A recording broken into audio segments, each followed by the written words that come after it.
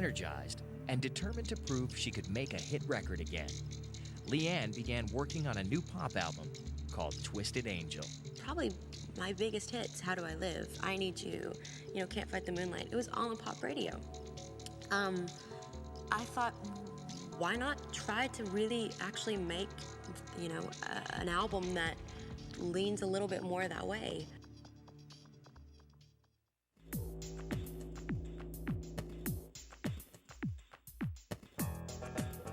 By 2002, 20-year-old LeAnn Rimes had found happiness with her new husband, Dean Shermay. And now she was ready to start over artistically with a pop album called Twisted Angel.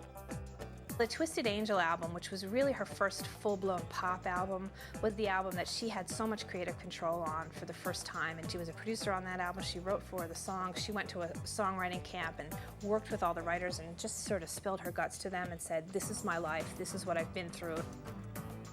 The title song alone, Twisted Angel, that she wrote, that describes pretty much what she was going through. An angel that was being twisted and turned in all these different directions.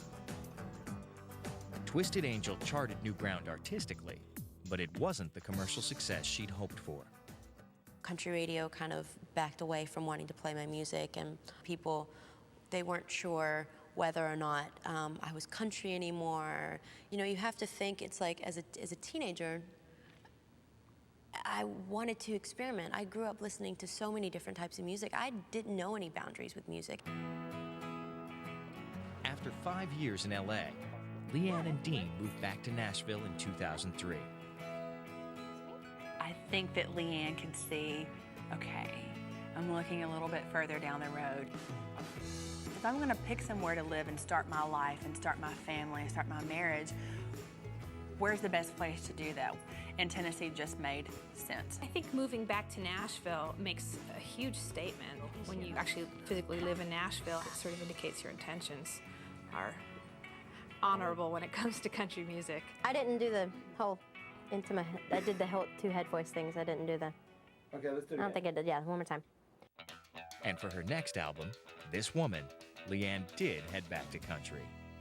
It was an album to kind of take that step in the direction back into country radio and the country world and making country music on my own terms. This Woman shot straight to #3 on the album charts, and it generated 3 top 5 hits. LeAnn Rimes was finally back.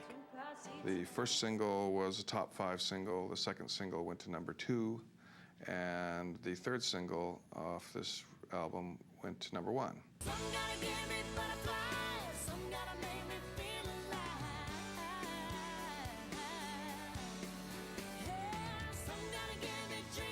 That #1 single was Something's Gotta Give, LeAnn's first since One Way Ticket 10 years earlier.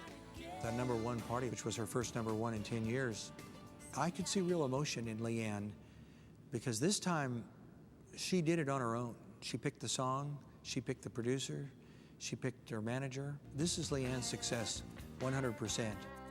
Today, LeAnn is very much accepted in the country world. I think she's regarded as finally having taken her place alongside everyone else in Nashville. She's very well regarded now. Having won back her country fans, LeAnn set out to conquer a new audience, overseas. In 2006, she released a pop album called Whatever We Wanna that topped charts in Taiwan and the UK. What's very interesting with LeAnn now is that she's sort of pursuing a parallel pop career. She has an album out in Europe called Whatever We Wanna. It's totally pop. You don't hear it here because it wasn't released here. It's kind of a schizophrenic tightrope to walk. Now, LeAnn is looking to expand her audience even further. With Dean, she wrote a children's book, Jag, about a baby jaguar trying to cope with bullies. She also wants to launch an acting career and even hired a drama coach to work with her on the music video for Probably Wouldn't Be This Way. The story is of a woman who's mourning over the loss of her lover and doesn't know if she can move on again from that. So to have to play that role, I was terrified the moment I walked in. Probably wouldn't be this way. I probably wouldn't hurt so bad.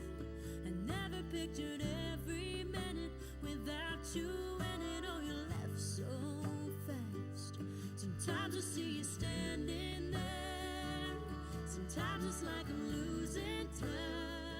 I never ever acted like that before. I mean, a huge emoting day for me. She's not afraid to jump out and try new things. And she's got a good head on her shoulders.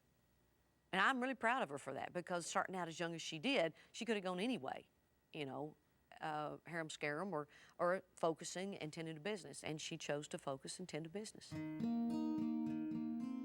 Even her charity work seemed to reflect a more mature LeAnn. She got involved with Salute Heroes, an organization that helps rehabilitate war veterans. Hi, I'm Simon, he said. I'm new. She also plunged into a new role as the international spokesperson for the Children's Miracle Network. Talking to the Children's Miracle Network about being involved, and I'm so excited to finally join the family. After 5 years together, LeAnn and Dean are also thinking about starting a family of their own. We talk about it constantly. We love kids. I have the same fears as any normal woman, thinking about having kids. When's the right time? And will I be a good mom? And how will I juggle my life, my career, and motherhood and being a wife? Meanwhile, LeAnn is at work on a new album that reflects where she is in her life. It's called Family. She is writing about her family. She's writing about her husband. She's writing about experiences. She's writing about emotions and feelings. LeAnn, about a year ago, came to me and said, Dan, I really want to make a departure from who I've been up till now. LeAnn is maturing into a powerful artist who is writing many of the songs for her new album, along with her husband. Collaborating with Dean has been rewarding, but sometimes things can get a little heated. She's not afraid to tell me that I suck. And I also know when I've done something and she kind of goes, oh wow, that's really cool. Then I know it's she's the hardest person to get something past, so. This new record is so much more intense for me and emotional for me than anything I've ever done. I'm getting so much more out of it than just making a record to make hits. I'm just exploring myself as an artist and as a person, and I think that's what's going to help me grow.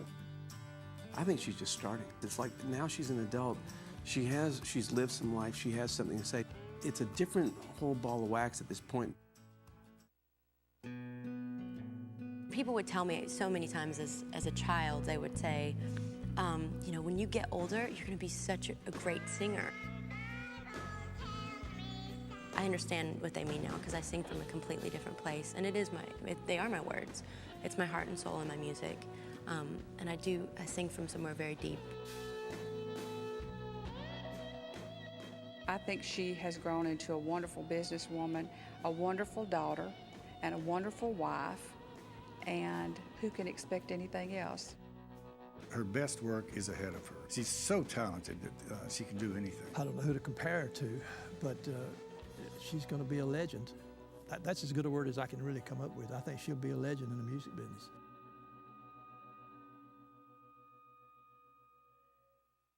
So you had a perfect childhood, went to the best schools, got a great job, married the ideal spouse, got rich, and are living happily ever after. Uh-huh. My dad went to prison. Clearly was not the best parent in the world. We aren't perfect. The way life really happens. Biography, Wednesday and Thursday at 9, only on Bio. True story.